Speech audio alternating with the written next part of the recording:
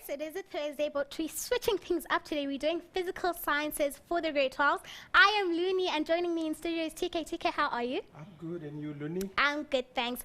Mindset is now, if you're wondering, who's this lovely lady standing next to me? Right now is the one and only winner of this awesome prize, the Samsung Galaxy Note 8. I'm sorry, I just had to sing that. Tabile! This is yours, my darling. Oh, thank you. How are you? I'm good, hey, good. How do you feel? Like you? I feel so excited. Like you seem speechless. This is yours, all yours, all yours. She entered the Learn Extra Exam Revision Marathon competition like we've been telling you to enter, and this is what she won. So tell us more about yourself. What school do you go to? What subjects do you do? I go into HTS Springs. I'm doing maths, physics, and EGD and electrical technology. All right, so this is going to be of great use because you're going to download the Learning Hub and you're going to get all your subjects there and all the content, right, to study for your exams. Yes. Have you started with your exams? Yes. I'm not sure. Yes. We started on Monday. Hey. Yes, and has it been going great? Yes. And you watch the show all the time, and you a mindsetter of note? Yep. With this Galaxy Note. Congratulations once again. Okay. Thank you. Mindsetters, remember you can also enter the competition. All you need to do is download your show notes. Right at the bottom, you'll see a race number. What you do with that race number is that you enter it into mindset.co.za/learn/win. That is the entry form. Fill it in correctly. And you might be like Ritabile over here and win yourself a Galaxy Note 8 or one of our other awesome Samsung devices. Before we do anything, do you want to send any shout-outs to your friends? Yes. Yes. I'd like to shout out to my 11Bs, friends, and family, and everybody who knows me. Hey. And your mother and your sister and everyone who's watching you right now. Yes. All right. Shout out to all of Ritabile's friends. Congratulations once again. All the best with your exams and everything else. Okay. Thank you, hey. All right. So, TK, what are you doing for the matrix? Well, today we are going to look at the paper 1 physical sciences, and we'll be looking at basically mechanics. We're also going to look at Doppler effect. We also have some questions based on photoelectric effect. So it's a packed revision session on physics. Nobody should move and go anywhere. You stay there and you watch and learn with us. Yes. Mindset, as you heard it, stay right where you are. We are going to take a very short break, so don't go anywhere. We'll see you straight after this.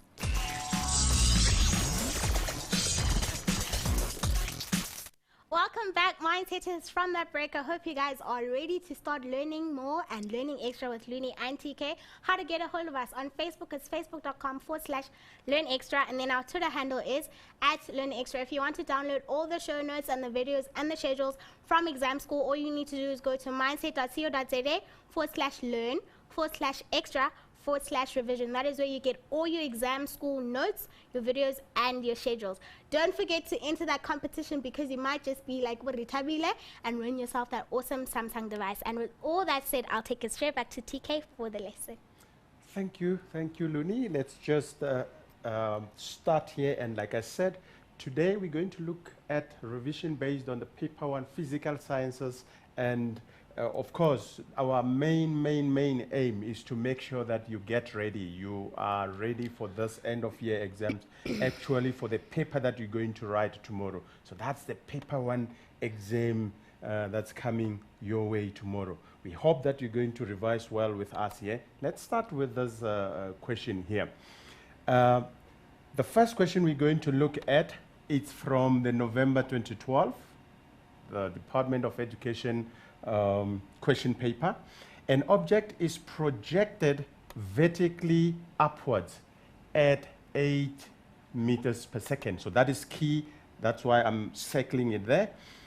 From the roof of a building which is 60 meters high. So we've got a height of 60 meters. So if you like, let me write down here. Your initial velocity projected upwards. This object is projected upwards at 8 meters per second. We also have the height of the building, and we are told it is 60 meters. All right.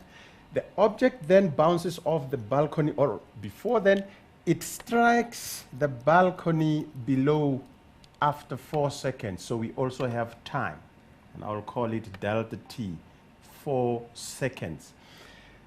The object then bounces off the balcony and strikes the ground as illustrated below, okay? And then you ignore air friction. So this is the diagram here that we have. It was thrown from this point here, it went up, struck the balcony here, and then had that bouncing there, and then it hits the ground at that point. Okay, now let's look at the questions. Is the object's acceleration at its maximum height upward, downward, or zero? Now we are asked about the acceleration that this object is experiencing. We are talking about a vertical projectile motion here. Anything going up and down, floating in the air, experiences this acceleration here, which is acceleration due to gravity, and it is a constant. It does not change. It doesn't change direction. It doesn't change the magnitude. Okay, so this object experiences an acceleration that is downward. Okay, right. Whether it is at its maximum height, whether it is at any point in its projectile or in its motion. Okay, now let's move on. 1.2. Calculate the first part, the magnitude of the velocity at which the object strikes the balcony. Now, once you are to calculate for this, or you are asked to calculate for this velocity or anything, any quantity related to this motion here, you must know that you must be thinking about the equations of motion. And the one that is going to be relevant for this situation here, it's obviously this one. We're going to use this one that says V final will be equal to V initial plus A delta T. Okay, and why are we doing this? Because when you look at what we have here, okay, we have the initial velocity, and of course we also have the final velocity here, which is the velocity at the top. But the final velocity, which is what they want here at this point, okay, it's what we are to look for. We don't know that one. We know the velocity with which it is projected upwards. Okay, so we can use that equation there. And how are we going to use it? We need to make sure that we take direction into consideration. Remember, when you talk velocity, when you talk acceleration, you're talking vector quantities. So direction becomes very important. So let's say for this particular situation here, we're taking the direction going upwards to be positive. So any vector quantity going downwards, we will give it a negative direction. That's what it means. So now let's start. We are to calculate the magnitude of the velocity. So this is what we're calculating for. This will be equal to, what is the initial velocity? It's 8 meters per second going upwards, and therefore it's going to be positive. Leave it as positive. Plus, acceleration due to gravity, it's 9.8, but it is always in the downwards direction, and therefore we're going to make it a negative there. And what was the time given to us? It took 4 seconds for this object to go up and come down and hit the balcony. So our t is 4 seconds. All right. Now, you can work this out now using your calculator. I like our calculator here because it can actually do this operation quickly. I can actually go straight here and say 8 plus, in brackets, minus 9.8. Okay, so 9.8 in brackets, closed brackets, times the time, okay, it's 4 seconds, so 4 closed brackets. Okay, closed brackets there. And what do we have? It gives us minus 31.2 meters per second. So minus 31.2 meters per second means that, so this is minus 31.2 meters per second. Now remember, we said going upwards is positive, and if going upwards is positive, it means going downwards is positive. This is the velocity with which it struck the balcony. So it was the velocity going downwards, hence this negative here. So you can continue and say this velocity is 31.2 meters per second downwards. Okay, downward. Because that's actually what it means. The negative means that. Okay, so hope you got that one easy to understand. Let's move on. Moving on to 1.2.2, it says, calculate the height, h, of the balcony above the ground. Now, how do we do this? We will need to know, because look at where h is. This is h here, from there to there. That is h. All right. Now, for us to know what that h is, if we know this other part, because we know how tall this building is, so from this minus that, we will be able to know how high is the balcony from the ground. Okay. Now, how do we then get to that point, to get to know what this distance is? Let me just call it d. If we employ an equation of motion, taking into consideration the directions, like I have said, we will be able to know how high was this. Okay, and then when we know that, we'll be able to say 60 minus that should give us the h. Now let's get there now and do it. Okay, so we would say that, let's use this one here. That says, can use y there. We can say v initial delta t. Because we have the v initial, we have delta t, we can use that. V initial delta t plus a half a delta t squared. We have all these, so we can be able to actually find how high the other part of the building is. Let's try and substitute here. What do we have?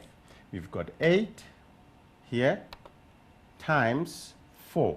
Remember, it's 8 meters per second, the initial velocity going upwards. It's positive, that's why I'm leaving it like that. Plus half. This a is going downwards, so it will be minus 9.8.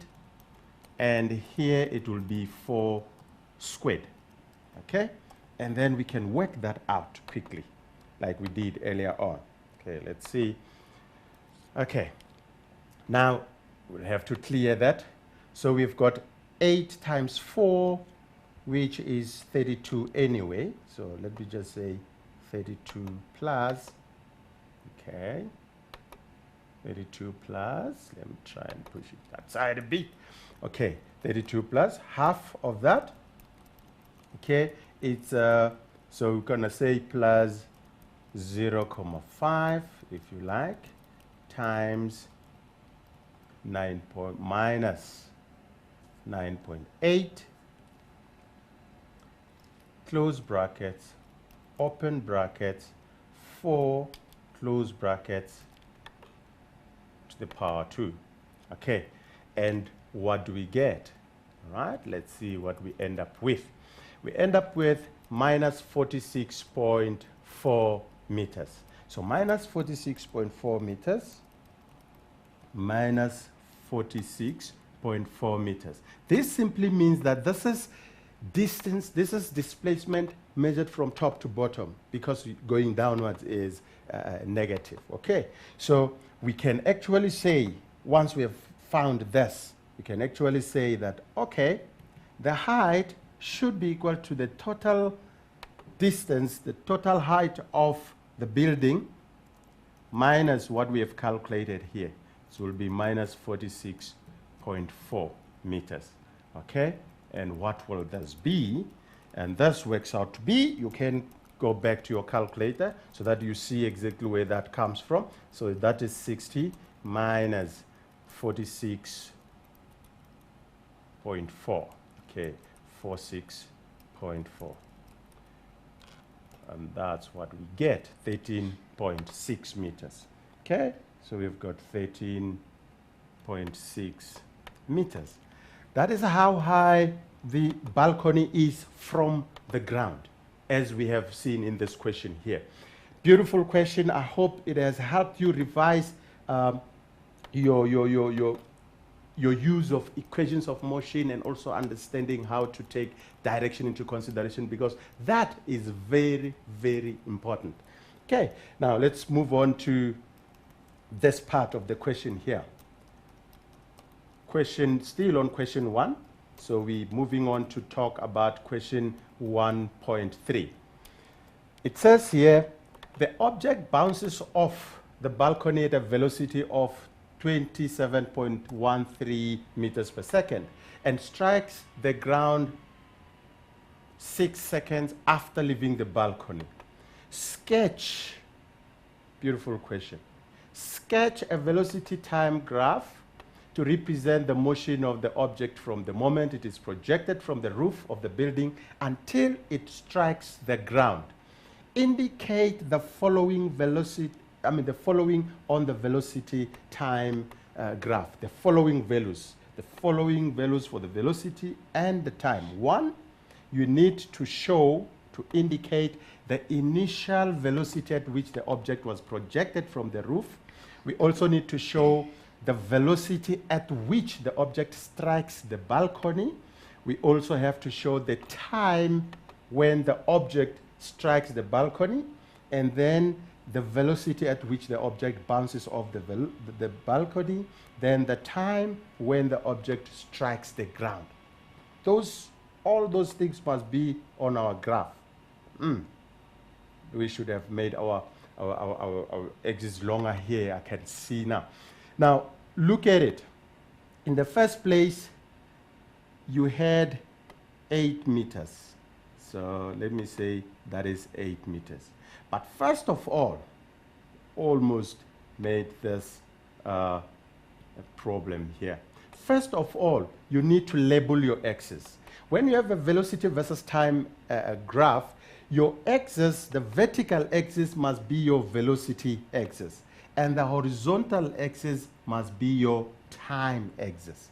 Okay?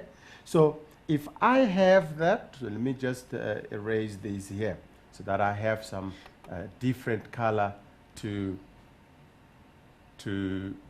make sure we don't get confused with what we are writing here. Say that is 8.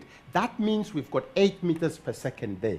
And in this graph here, I am keeping to what I said when we started answering this question, that going upwards is positive. And if going upwards is positive, it means that the 8 meters per second velocity with which it was projected is positive. And hence I have it on the positive side of our velocity axis. Okay, so from there, I need to show the time when it hit the balcony.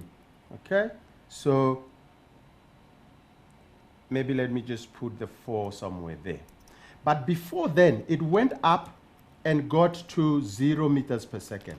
So let's say when it got to 0 meters per second, although they didn't give you the time there, I actually worked it out to be 0.8 seconds. So let me say it was at that point. Okay, so from there, I can have this, all right, and say my graph here started there, and when the time was 4 seconds, what was the let me just prolong this. Allow me to do this. Let me use a different color. Okay, let me make it longer.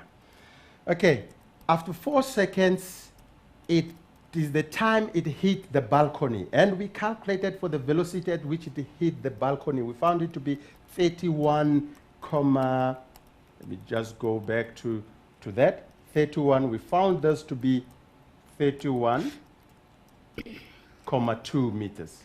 Okay, so we can actually say here, let's put our 31,2 meters somewhere here.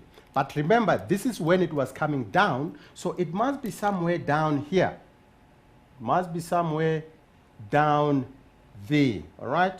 Must be somewhere down here. So 31,2, and this is a minus, okay? At this point, it had traveled the 4 seconds. So let me get that part, just that part for now, okay? And then that is the graph there, okay? And then it actually means that my point there is actually a bit out of line, so I will bring it there. That's the time it took to get to the top, and there by hitting the balcony. So that's the first part. Now I need to show the other part. So I have the initial velocity at which it was projected and the time it took to hit the balcony. And now the velocity at which the object strikes the balcony, I've shown that. Then the time when the object strikes the balcony, I've shown that one. Then the velocity at which the object bounces off the balcony. The object bounces off the balcony at what velocity?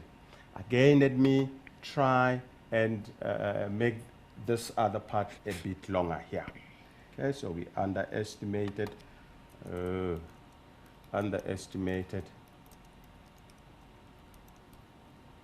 All right, so let me try and make it longer here. Please bear with me. Let me leave it at that point. Okay, so here it bounces back at 20, we are given here 27.13, thus amount there. 27.13, 13 could be, let's say it is somewhere there. So this is 27.13. At that point, okay, at that point, it is bouncing back. So bouncing back, it is in the positive. So I will make a mark there and say that's where they meet there. Okay?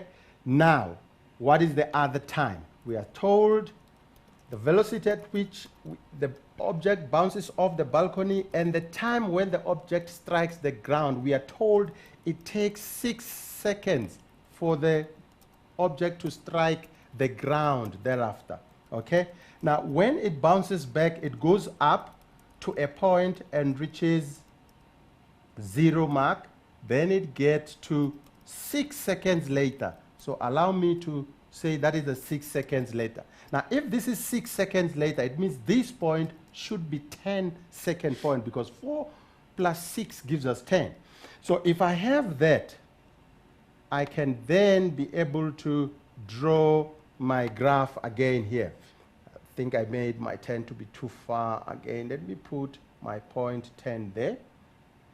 Put my 10 there.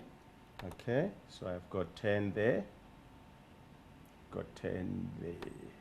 Right. So from there, my graph starts there, moving in the positive, passing through the 10, okay, passing through a point somewhere. I should have, all right, sorry. Okay, so the graph comes up down here. That's what I have. I must have it as parallel there. I actually have to change my 10 again so that I had it right there. Okay, so my 10 will basically be where I had it. So 10 seconds there. And then when you have it at that point, it means that this is the time it hit the ground. It hit the ground with that velocity. So what you're going to have at the end, it's a graph of velocity versus time with 2 lines that are parallel to each other, showing 2 sections of your motion. The first section giving you the movement of the object from the top of the building as it was thrown up down to hitting the balcony. This is this part. Then that part there gives you the section of the motion when it moved off the balcony and then it came down to hit the ground. Okay, so I hope that graph there has actually helped you understand how to do velocity time graphs for vertical projectile motion, as you are supposed to do at your grade 12 work. I think it's time for us to have some breather, and then when we come back, we're going to continue with more mechanics. All right. Mindsetters, we are going to take a break. Before we do, quick shout out to Nzovo, Moenti, the twins, Nongoluleko, Nandi, Pa, Karisha, Nzwane, Apiwe, yes, Apiwe, and one last one, Mukove. Thank you so much, Mindsetters, for tuning in. We'll see you straight after this break.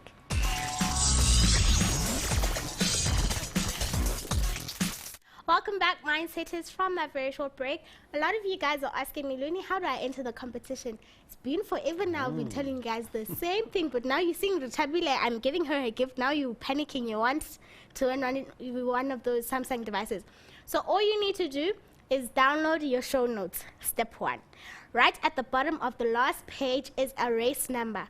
What do you do with that race number? You go to www.mindset.co.za/learn/win. That is the entry form. You will need that race number to fill into the entry form and with your other details as well. Once you've filled it in correctly, you submit it, and then some of you ask, Luni, do I get notifications? You don't get notifications. It will be sent straight through to a lucky draw, and then we do a lucky draw every now and then during our live shows. So you need to make sure you watch all the live shows, guys, because we don't announce. We just surprise you guys with a lucky draw. So you do that, and then you might win yourself one of those awesome Samsung devices. So it's as easy as that, guys. No more asking now, Luni, how do I do it? It's all on the Facebook page as well. So TK. Okay, thanks, Luni. 3 people want to win this tablet. They want. Yeah. Okay, now moving on, we're going to the second question for the day. And the question is based on momentum. It is from, again, the November 2012. Okay, so November 2012, paper 1. The diagram below shows a car of mass m. I underline that or highlight it, traveling at a velocity of 20 meters per second. So that's the velocity of the car on a straight level road, and a truck of mass 2m. You see, I want you to take note of this. The mass of the car is m, and the mass of the truck is 2m. So the mass of the truck is twice the mass of the car. That's what it means there. The truck is traveling at 20 meters per second west, whilst the car is traveling at 20 meters per second east, okay, on the same road. Ignore the effects of friction and then answer the following questions. So that is the diagram there. Now again, we're talking momentum when we come to this question here, so direction must be taken into consideration here. So let me say, let's take the direction to the right to be positive.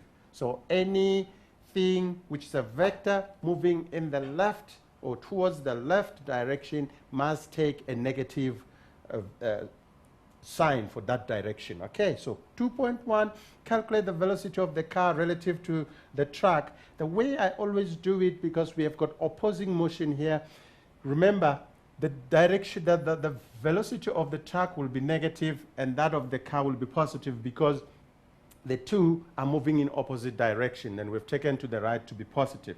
So velocity of the car relative to the velocity of the truck will be equal to the velocity of the car minus the velocity of the truck. This is how I always do it, and it works out very nicely. Now, velocity of the car, it's positive 20 because it's to the right, minus the velocity of the truck, it's minus 20 because it is to the left. So what you're going to have here, it's 20 plus 20. So the relative velocity of the car to the truck, it's 40 meters per second. And because it's positive, it also tells you to the right, because we have taken the direction to the right to be positive. So that's what it means there. Moving on. The vehicles collide head on. All right? and stick together. Now that's a pointing word as well, or a pointing term there, a pointing statement. They stick together during the collision. That must be telling you something.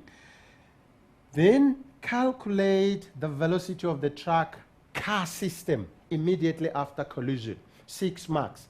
Now, we know that using the conservation of of linear momentum, we know that momentum, maybe let me start here. I know some people like starting from here, so I want to keep you there. So you say EP, total EP before, okay?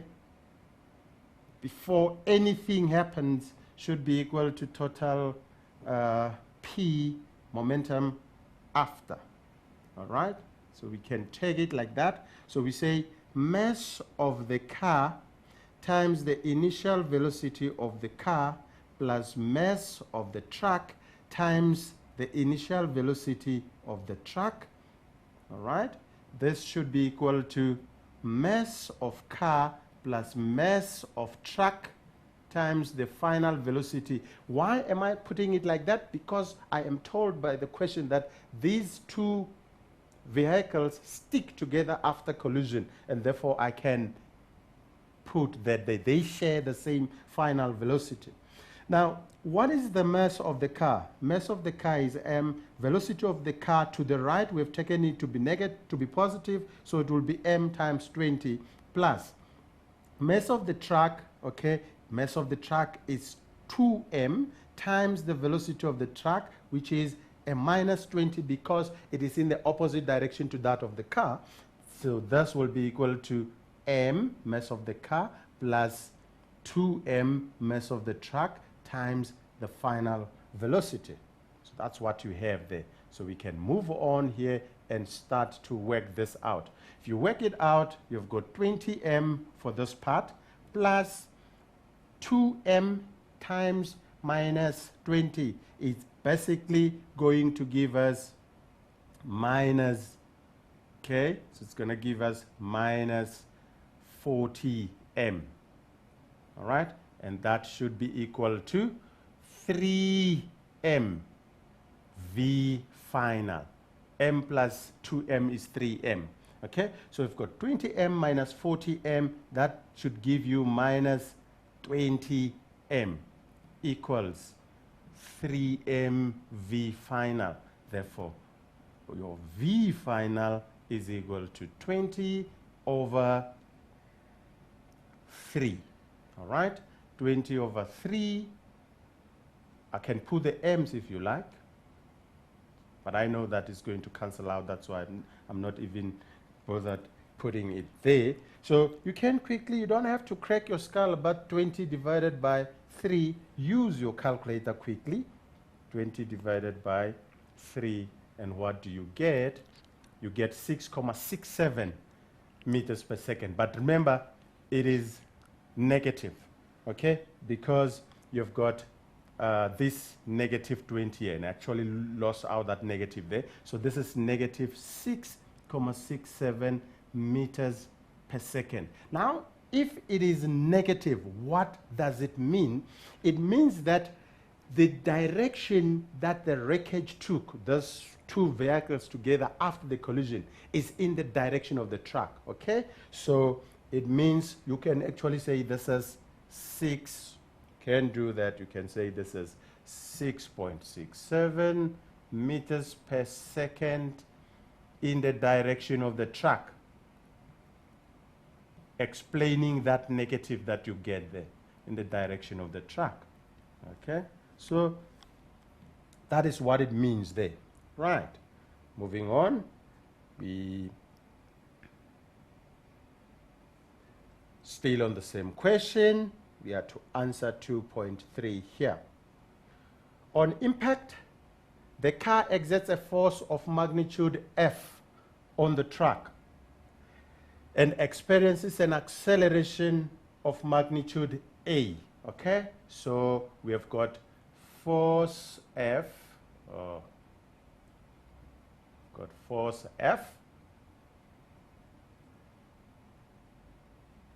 and acceleration A. We've got those two very important things there.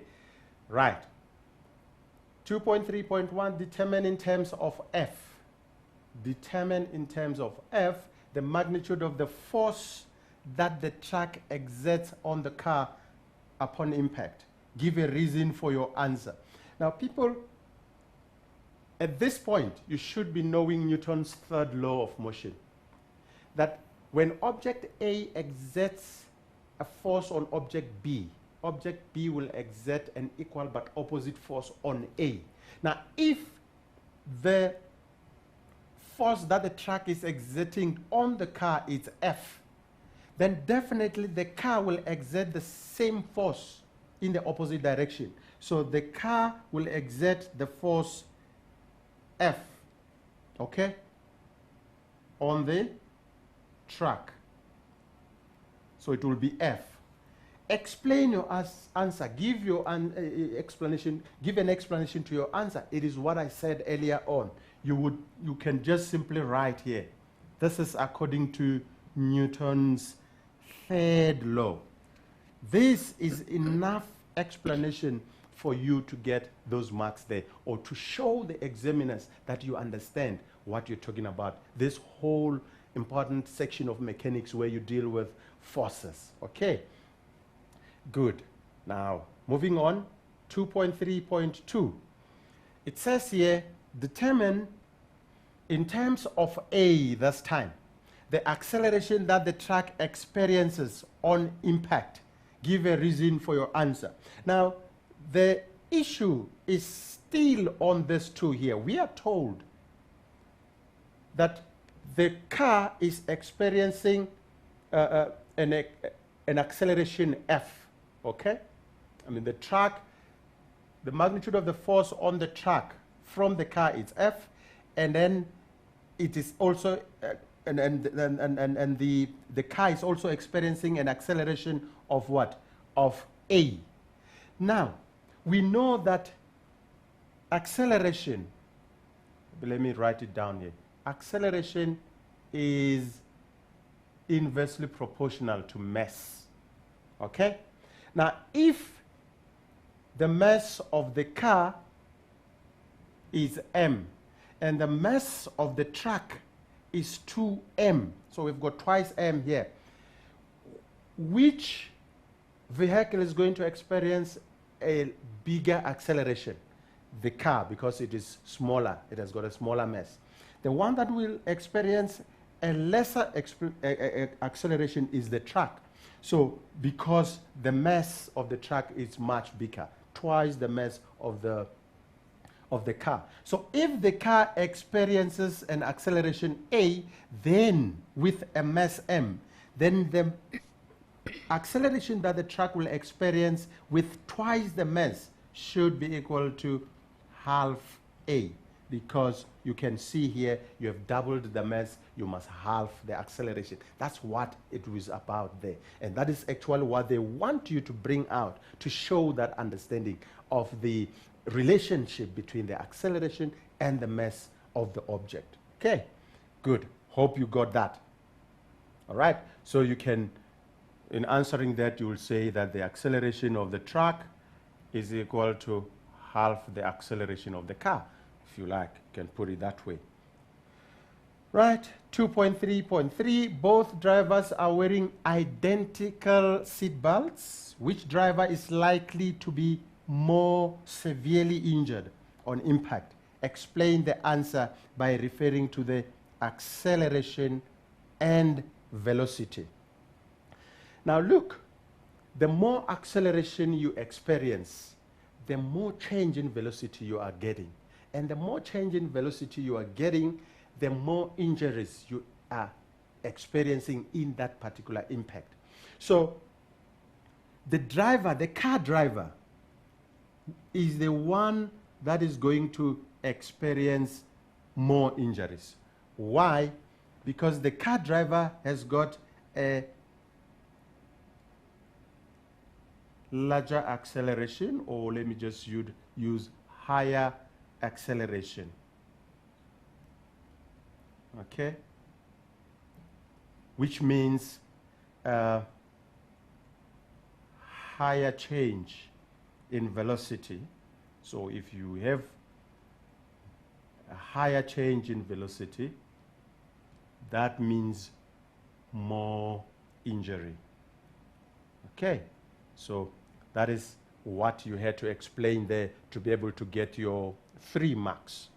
Okay, so you had to mention in your explanation, of course, because look, they want you to refer to acceleration and velocity. So in your explanation, you need to be talking acceleration, you need to be taking velocity and what is happening with those two.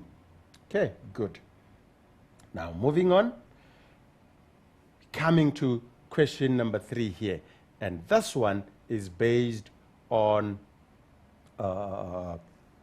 impacts, based on if you like, change in momentum, okay?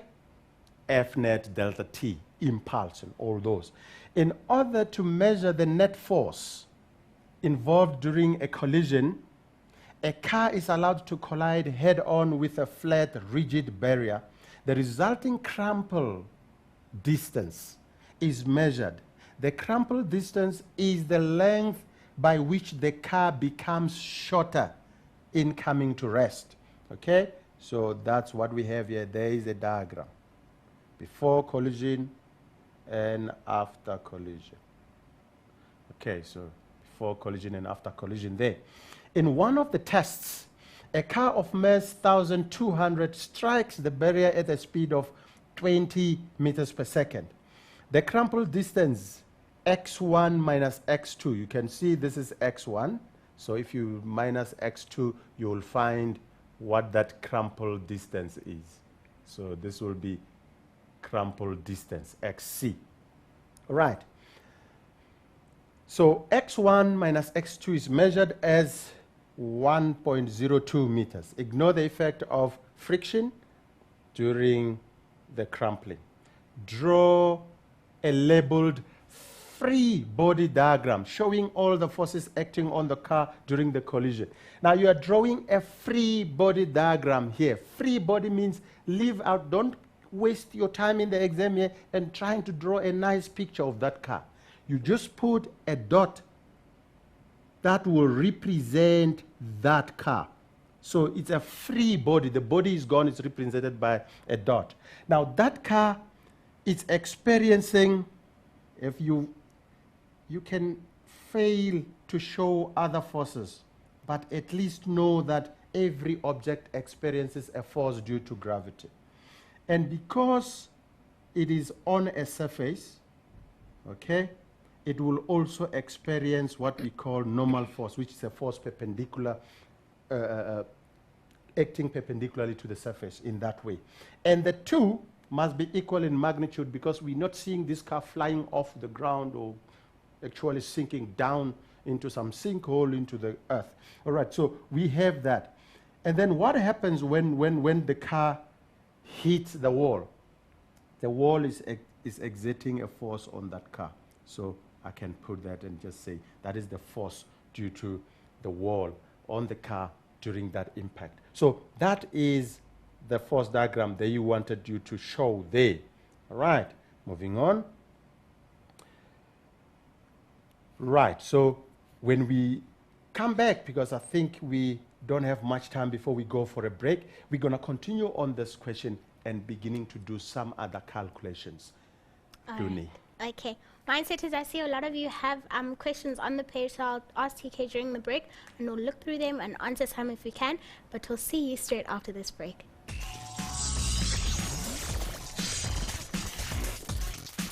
Welcome back, Mindsetters, from that break. A quick reminder, quickly get on to Curio right now. The code is PS12 for this lesson. You might stand a chance to win 100 rands airtime, 20 rand airtime, depending on fastest fingers first. So if you get there and you answer all 5 questions, you submit, you get them all right, you'll win yourself tons and tons of airtime. So make sure, guys, you go to Curio, answer those questions. It's only 5 very simple questions. Answer them.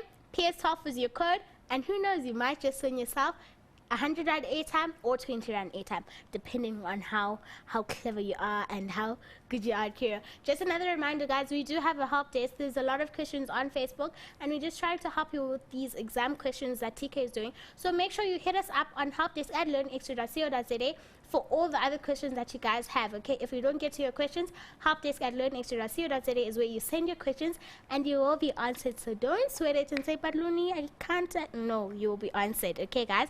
So make sure you do that. Helpdesk at learnextra.co.za. TK. Thank you, Looney. Let's just move on here with the same question. Here we are saying, it says here, use the work energy theorem to calculate the magnitude of the net force exerted on the car as it is brought to rest during the crumpling. Now, I want you to take consideration of the fact that you have been told in this question that you are going to ignore the effect of frictional forces during that crumpling.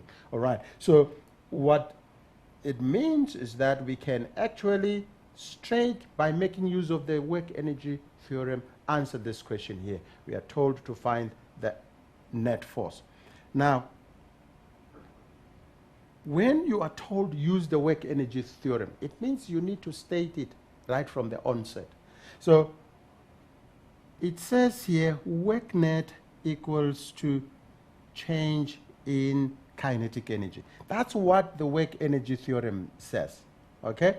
Now, what is work net? Work net will be F net times delta x times the cos of 180 degrees this time. And I'm going to explain where the 180 comes from. So I'm just putting it immediately. And then what is delta EK? Delta EK for the same object, it will be half m v final squared minus v initial squared. So that formula there is going to help us solve this problem here. Starting to substitute to this, you've got F net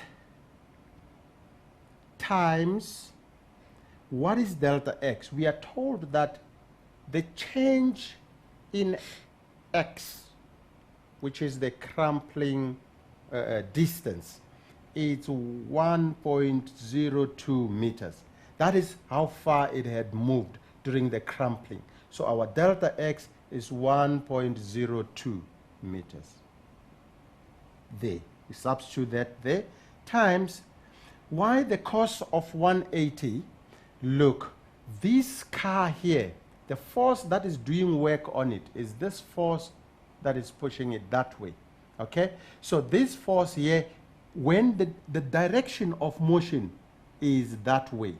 This is the direction of motion of the car, and yet the force is in that direction. So what angle is the force making with the direction of motion?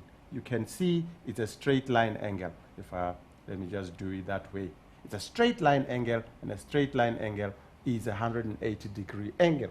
So that is where the 180 degrees come from, because I know people would ask about that. So cos 180. What is cos 180? Cos 180 is minus 1. So we will put it as that. Okay, equals half, what is the mass of the car? 1200 into V final, it came to rest, 0 squared. V initial, it was moving at 20, okay, squared. So that's what we are having there. Okay, so you can work this out.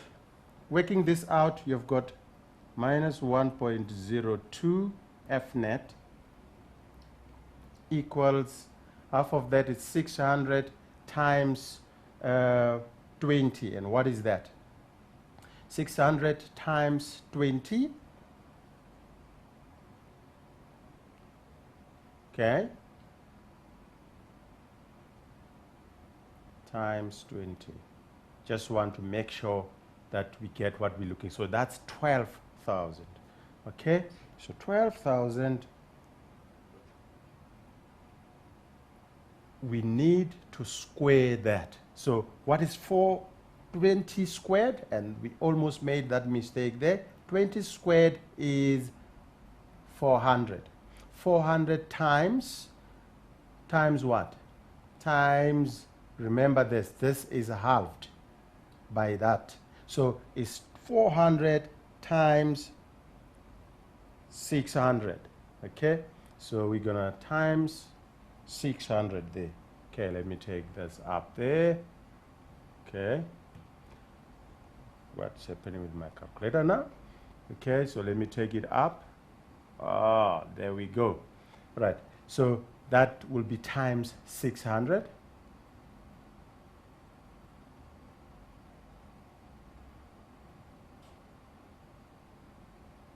400 times 600, it's 240,000. Okay, so this gives us 240,000. 240,000. Now F net is therefore 240,000 divided by 1 point minus 1.02, and what do we get? Okay, so we go back to our calculator. All right, let me put it here now. So what do we get there?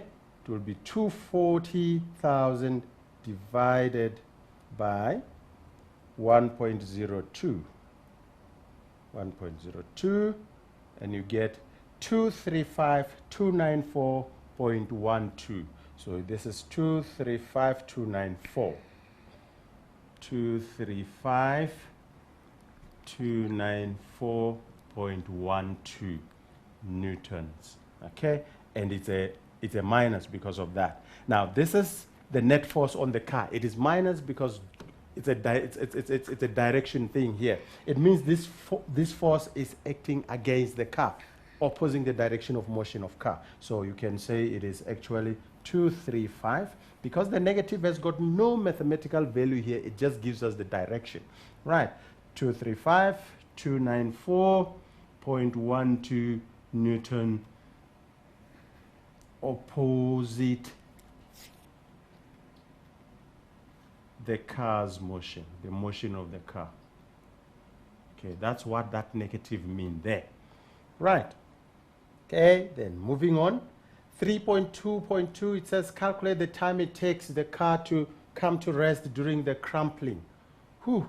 If I am to calculate for the time it takes to come to rest and I have the net force, it means I have to come to this equation here which talks to impulse.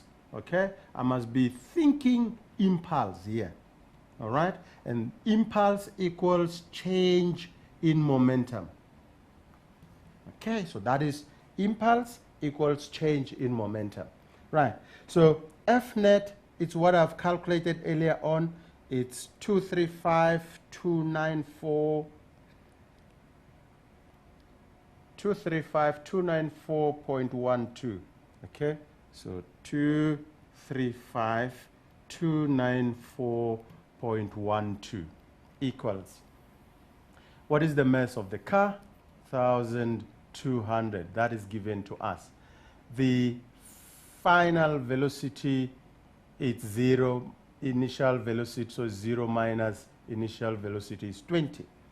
All right, and then this will be, sorry, we're not looking for anything here, sorry about that. So that is your delta t. It is still there, we are looking for it. Okay, so delta t will therefore be equal to 1,200 times 20. It gives us, okay, so 1,200 times 20. All right, 24,000. Okay, so 24,000 there, and remember it's a minus 24,000 because of that. But we're talking about time here. We're not going to worry about. In fact, this should be plus. Sorry about that, because that minus there This is minus. Remember that this 20 here, the velocity of the car, it's towards the wall. So towards the wall, taking it to be positive, okay? We can take it to be negative, therefore away from the wall it's positive. We can do that. So that gives us a positive value there, okay? So delta T will be equal to 24,000 divided by that huge number. By the way, you can write this number in scientific notation if you get fed up with these long digits here, okay? That is 234.12, okay? And what do we get there? Let's just have a look at that. 24,000, you divide that by 234.12.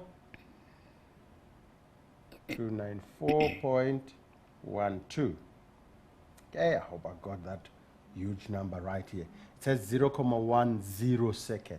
So this equals 0.10 seconds. Okay, that is how long it will take the car to crumple, okay, in that collision there. All right. Okay. Moving on, I think we still have some time to can work on something else here. Now, coming to question number 4, we're talking Doppler effect here. It says a bird flies directly towards a stationary bird watcher, okay, at a constant velocity. So the velocity of the bird is not changing.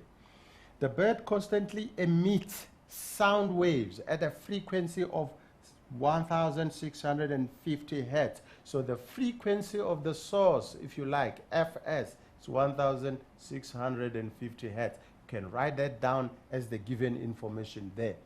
The bird watcher hears a change in pitch as the bird comes closer to him. Okay, then we come to 4.1. Write down the property of sound that is related to the pitch. The property of sound that is related to the pitch is the frequency. Okay, it is the frequency. That is the property of sound that is related to the pitch. 4.2, give a reason why the bird watcher observes a change in pitch as the bird approaches him.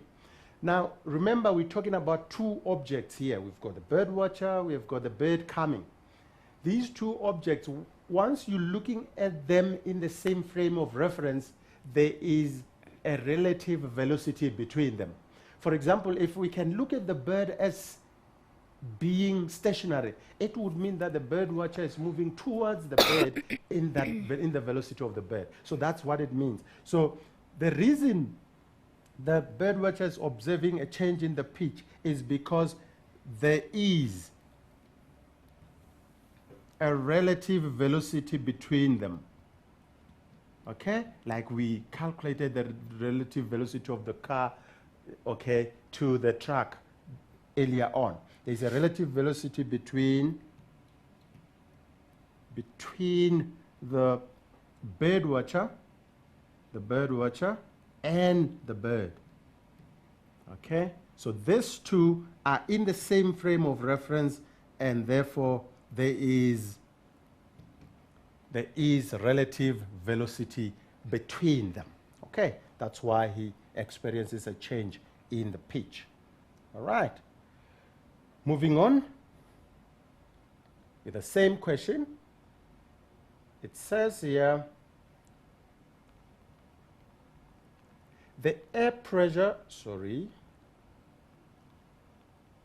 says here, the air pressure versus distance graph, okay, below represents the waves detected by the bird watcher as the bird comes closer to him.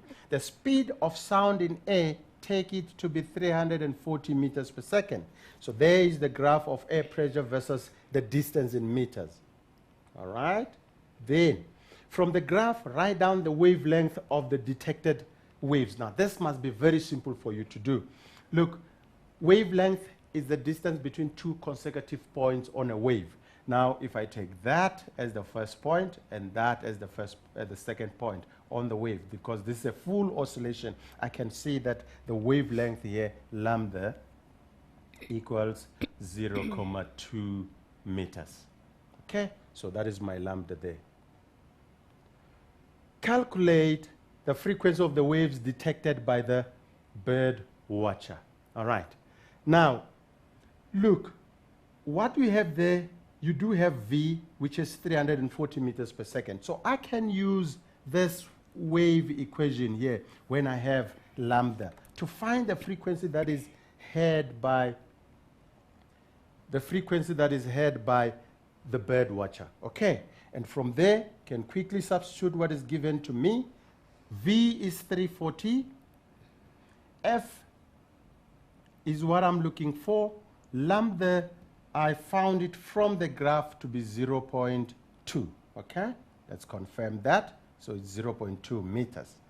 Therefore, my frequency will be equal to 340 divided by 0.2. And what do I get there? Quickly, let's just use the calculator here. 340 divided by 0.2.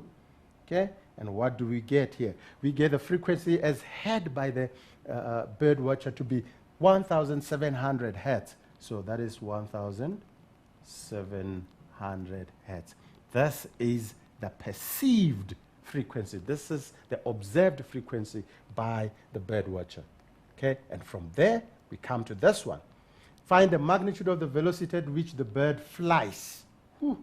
Okay, here I'll have to start from the Doppler effect equation. What does it say?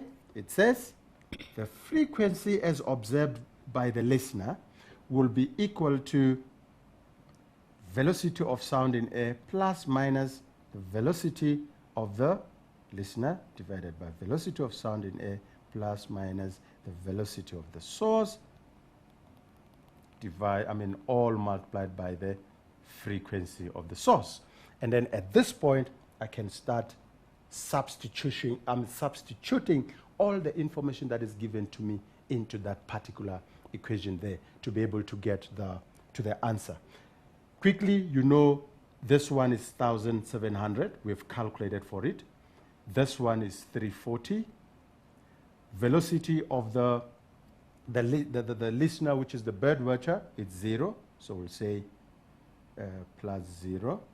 Okay, this side, it will be down here, it will be 40 minus velocity of the source, because we want this to be bigger.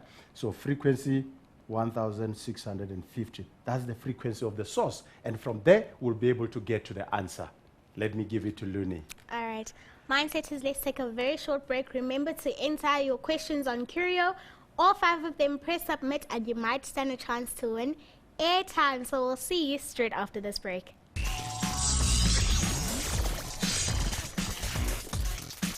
Welcome back, Mindsetters, from that break. Remember, Matrix, we're going the distance together, helping you with exam questions, because we know it's the finals and you guys are preparing yourselves for battle, and we're running this race with you because it's a war out there and we're trying to equip you with everything that we can. So with all that said, TK is going to continue with the lesson.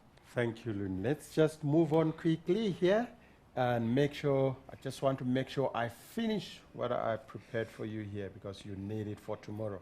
Okay, at this point here, people, this is pure mathematics now. Remember, in science, we don't mark, you use your mathematical abilities to answer your questions, but we don't really penalize you for your mark the mathematics, but we expect you to use it correctly and get the answers. Now here, definitely you would be able to see that what you need to do is to say 1,700 should be equal to this plus 0, it's 340. So 340 times 650, you can work that out. 340 times 650, 1650, 340 times 1650. Okay. That should give you 561,000. Okay. So 561,000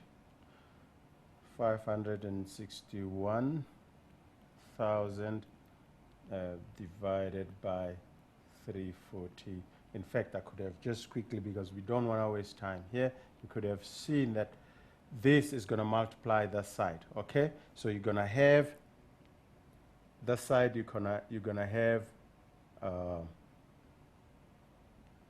going to have 1700 times 340. Okay, so you have that 2040. So that gives you 2040. So 2040 minus 1700 Vs. I think you will see where that is coming from. 561,000. Okay, so from here you take this to the other side. Okay, take this to the other side. That's minus 17,000 V source equals, take this part here to the other side. What do you get? You get 56100 divided by, minus 2040. I think there's something here. Let me just confirm this. So we've got 1700 times 40.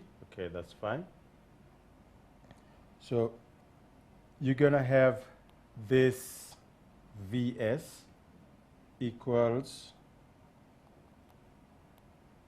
561,000 minus 2040 divided by 1700, and then you work that one out. I think I tried to help you up to that point. That is enough. You can just quickly get to the answer of that, and then you have answered that question there. So let's just move on here and come to this last question for the day, and I hope to finish it with you. All right. During an investigation, light of different frequencies is shown onto the metal cathode of a photocell. The kinetic energy of the emitted electrons, the photoelectrons, is measured. The graph below shows the results obtained. So there we go. Graph of kinetic energy versus frequency. All right? First question. For this investigation, write down the following. The dependent variable. Now, dependent variable must be on your vertical axis. It must be here. All right? So dependent variable here would be your kinetic energy. Kinetic energy. Okay? Your independent variable when you're doing your graphs must be along your horizontal axis. So your independent variable is your frequency. All right? Because the frequency is on the horizontal axis, not the x-axis, but the horizontal axis, because that's not x-axis. All right. Next, what is the controlled variable? When you're doing investigations, you will have controlled variable. Controlled variable here means the variable that is kept constant. In this case, what is kept constant is the type of metal. Okay? It's the same metal all the time. What is changing is the frequency. And I can also say, because it is the same metal, I can actually say that the controlled variable here is your work function, because the work function for a metal, it's a property of that metal and it doesn't change. 5.2, define the term threshold frequency. Now, threshold frequency is that minimum frequency needed to emit electrons from a metal surface. Okay? The minimum frequency needed. Threshold frequency is the minimum frequency needed. Minimum frequency needed to emit electrons from a metal surface. Okay, so that is threshold frequency. And remember, with the threshold frequency, that is when you have your work function. That is the formula to get that work function, and of course your threshold frequency as well. Okay, now moving on. 5.3, use the graph to obtain the threshold frequency of the metal used as a cathode in this photocell. 1 mark. So you just come to the graph here and have a look at it. Look at it. This is from there, from 0 to there to this point, it's 5, 10, 15. What does it mean? Then once I've established that, I can come to the small blocks in my graph paper and say, it means if that is 5, it will mean this is 1, that is 2, that is 3, that is 4, and that is 5. Therefore, this is 6, this is 7, this is 8, this is 9, and that is 10. All right?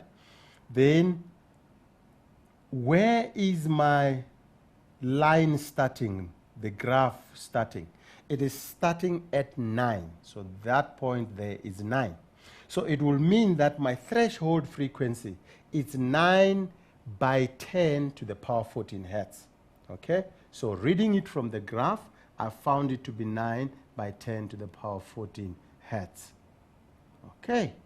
Next, 5.4. Calculate the kinetic energy at E1 shown on the graph. Now, when you look at E1, look at where E1 is. Calculate the kinetic energy at E1 there. You would see that at that point, okay, that energy there, perhaps let's start here. Remember that the energy, HF, should be equal to your work function plus your EK. And that is where that EK comes from, the EK1. EK comes from. So your work function, W0 if you like, it's what?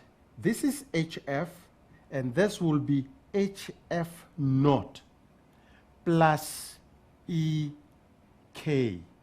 And then we can call it EK1 to be relevant to the question. Now, what is H? H is the Planck's constant, 6.63 by 10 to the minus 34 times F, okay? Now, how do I get F? And that is the issue here. Now, where E is, look at this.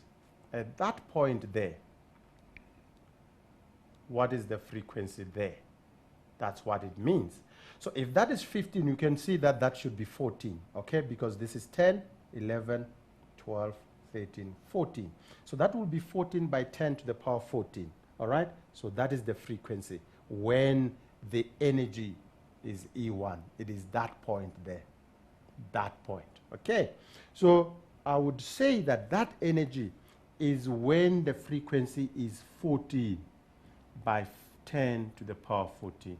And that will be equal to, again, Planck's constant, 6.63 by 10 to the power minus 34 times, what is the threshold frequency? We found it to be 9.0 by 10 to the power 14 hertz. Okay? So that is that one there, plus your EK. So this is one part, that's one part, and your EK1. Okay? Now, EK1 would be equal to what? Let's work it out here on the calculator. 6.63 by 10 to the power minus 34 times 14 by 10 to the power 14. Okay? You're getting 9.28 by 10 to the power minus 19. 9.28 by 10 to the power minus 19. This will be equal to, what does this one work out to? Let's quickly do it as well. This one will be 6.63 by 10 to the power minus 34 times 9 by 10 to the power 14. Okay? To the power 14. Where is the 4 there? It has to come through. So I have 5.97 by 10 to the power 19. So 5.97 by 10 to the power minus 19. Sorry about that. plus EK. And at this point, we can definitely get what EK is. Therefore, EK, and I always leave out EK1. Okay, so EK1 should be equal to this one minus that one. Okay, so 9 point, okay, let me just say here minus. I will understand what I'm doing anyway. So minus 9.28 by 10 to the power minus 19. What will that be? Remember, the minus there was just for me as I was working it out. It's not a problem. So it's 3.31 by 10 to the power minus 19. So 3.31 by 10 to the power minus 19. I'm calculating for energy, which is kinetic energy. The unit has to be joules. Okay? Then 5.5. All right. How would the kinetic energy calculated in question 5.4 be affected if light of a higher intensity is used? Write down only increases, decreases, or remains the same, and you get your 1 mark. Now, people, remember, the intensity of light has got no effect on the kinetic energy of your photoelectrons. All right?